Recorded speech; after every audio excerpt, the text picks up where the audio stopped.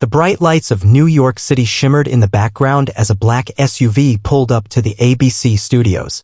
Inside, a poised yet composed Barron Trump adjusted the cuffs of his navy blue suit, his expression unreadable.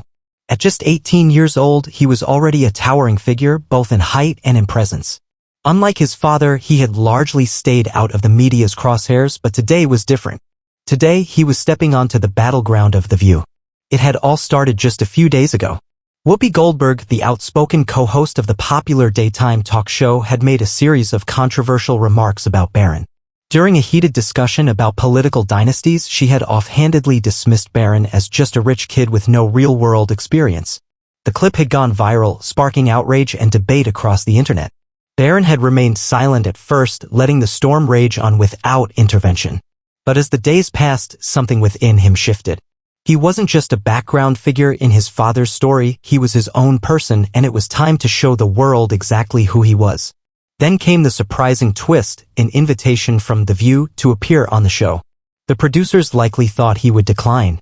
After all, the show was infamous for its tense political discussions, especially when it came to anything related to the Trump family.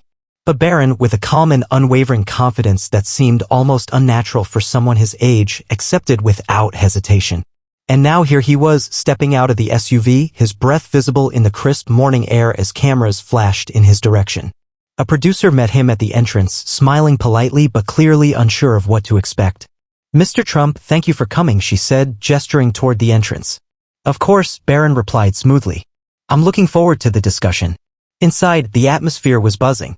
The audience was already seated, the cameras were rolling, and the hosts were preparing for what they assumed would be another routine show.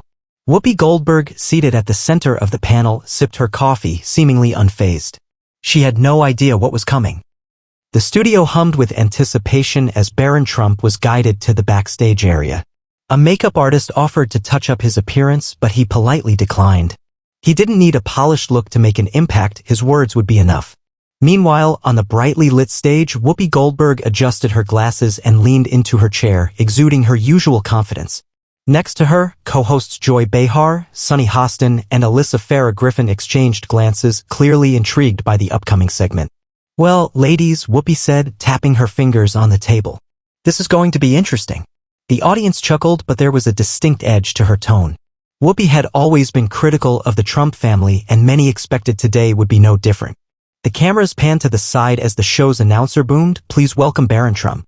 The audience reacted with a mix of cheers and polite applause as Barron strode onto the stage. At 6 feet 7 inches, he towered over the hosts, yet he carried himself with quiet grace. He offered a courteous nod to the panel before taking his seat across from Whoopi. Well, Whoopi said, crossing her arms. "Welcome to The View, Barron. Didn't think you'd actually show up." Barron's lips curled into a slight smile. "Why wouldn't I? I believe in open conversations even with people who disagree with me." Whoopi smirked, leaning forward. "That's an interesting take. Most of your family just sticks to friendly interviews." A murmur rippled through the audience, but Barron remained unshaken. "I prefer to engage with people who challenge me. It helps separate facts from noise." Joy Behar let out a dramatic sigh. "Oh boy, we're in for a long one." The tension in the room thickened, but Barron didn't flinch. He was patient, composed, completely in control of the moment. Whoopi adjusted her glasses and cleared her throat. "All right, let's get to it. You saw what I said the other day. You know about how you're just another rich kid with no real-world experience. I assume that's why you're here." Barron nodded. "Yes, I did see it. And I have a response." The studio fell silent. Even the co-hosts, who were usually quick to interject, seemed curious about what Barron was about to say. He folded his hands on the table and locked eyes with Whoopi. "I've spent my entire life being judged not for who I am, but for the last name I carry," he began. "People assume they know me just because they know my father. They think I've been handed everything, that I don't understand struggle. But let me tell you something, when you grow up in the public eye, when everything you do is scrutinized, when people insult you before you've even had a chance to prove yourself, that is its own kind of challenge." Whoopi shifted in her seat, but Barron wasn't done. "You said I have no real-world experience. But have you ever had to sit in a classroom where kids whisper about you, not because of something you did, but because of who your father is? Have you ever had to choose your friends carefully because you don't know who's real and who just wants a headline? Have you ever had to learn how to handle worldwide criticism before you were even old enough to vote?" A hush settled over the studio. Even Whoopi, always quick with a rebuttal, seemed momentarily at a loss for words. Barron leaned back slightly, letting his words sink in. You may think you know my story, but you don't. And I'm here to set the record straight. The audience was completely silent. Even the co-hosts weren't sure what to say. And for the first time in a long time, Whoopi Goldberg had no immediate comeback. For a moment, the set of The View was silent. The usual buzz of snarky comebacks and laughter had been replaced by something unexpected, genuine tension. Whoopi Goldberg, known for her sharp tongue and quick wit, shifted in her seat. She opened her mouth as if to respond, but Barron's words had clearly landed harder than she expected.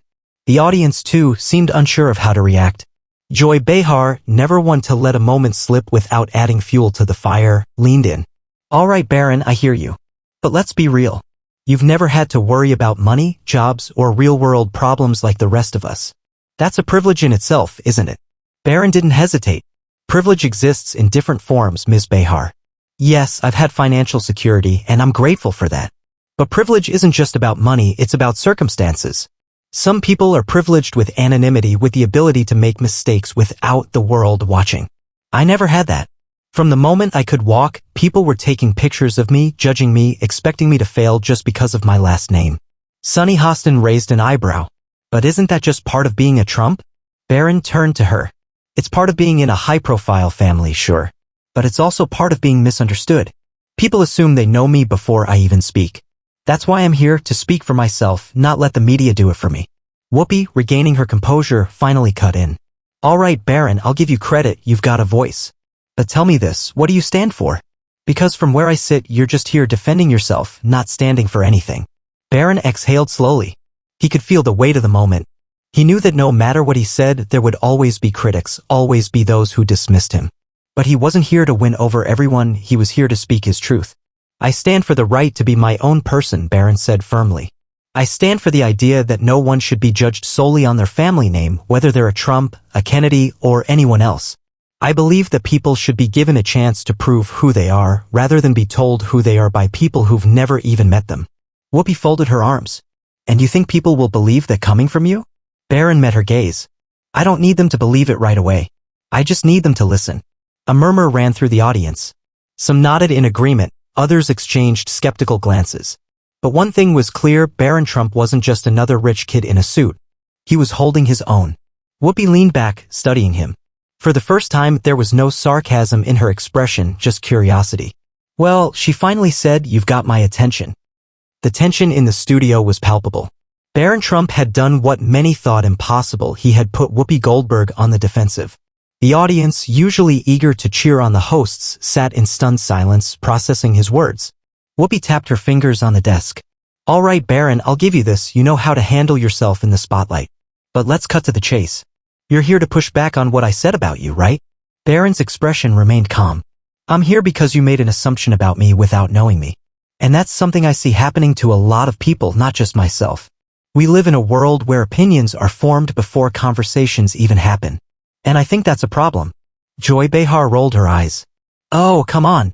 Every public figure gets criticized. It's part of the deal. Barron nodded. Absolutely. And I have no problem with criticism if it's based on reality. But when people call me just another rich kid or say I have no real-world experience, they aren't criticizing me. They're dismissing me before even hearing what I have to say. That's not debate, that's prejudice. The word prejudice seemed to strike a nerve. Whoopi's eyes narrowed slightly. Prejudice? That's a strong word, Barron. Are you seriously comparing your experience to people who've faced real discrimination? Barron didn't flinch. I'm not comparing struggles. I'm pointing out that making assumptions about someone without knowing them is wrong, no matter who it happens to. Sunny Hostin leaned forward. But isn't it fair to say your family's wealth and power shield you from the struggles most Americans face? Barron nodded. I won't deny that my life is different from most people's. But that doesn't mean I don't have challenges, it just means they're different. Everyone has their own battles. Some people struggle financially. Others struggle with finding real friendships or being taken seriously because of their last name. Dismissing someone's struggles just because they aren't the same as yours, that's part of the problem I'm talking about. The audience murmured again. Even some of the show's most vocal critics of the Trump family seemed to be reconsidering their stance. Whoopi exhaled sharply and leaned back in her chair. I'll give you this, Barron. You're a lot more well-spoken than I expected. Barron smiled slightly. Thank you.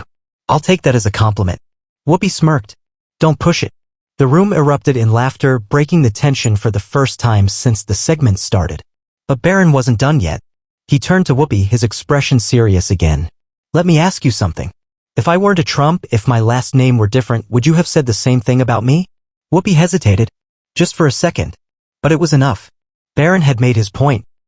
The hesitation in Whoopi Goldberg's expression was brief, but everyone saw it. The audience, the co-hosts, and most importantly, Barron Trump.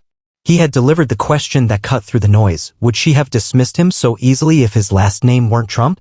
Whoopi exhaled through her nose and shook her head slightly, composing herself. Look, Barron, I'm not gonna sit here and pretend like your last name doesn't come with a certain history. Your father was the most controversial president in modern history. People have strong feelings about him and by extension about you. Barron nodded. I understand that. But I'm not here to debate my father's policies. I'm here because I refuse to be judged solely on something I didn't choose, my last name. Joy Behar scoffed. All right, so what do you want people to know about you? What's the Barron Trump story? Barron smiled slightly. That's the thing, Joy. My story is still being written. I'm 18. I'm still figuring out what I want to do, what I want to stand for. But one thing I do know, I'm not going to let the media or public figures decide for me who I am. Sonny Hostin studied him for a moment before speaking. That's a fair point.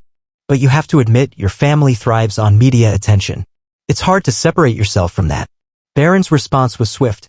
There's a difference between seeking attention and receiving attention you never asked for.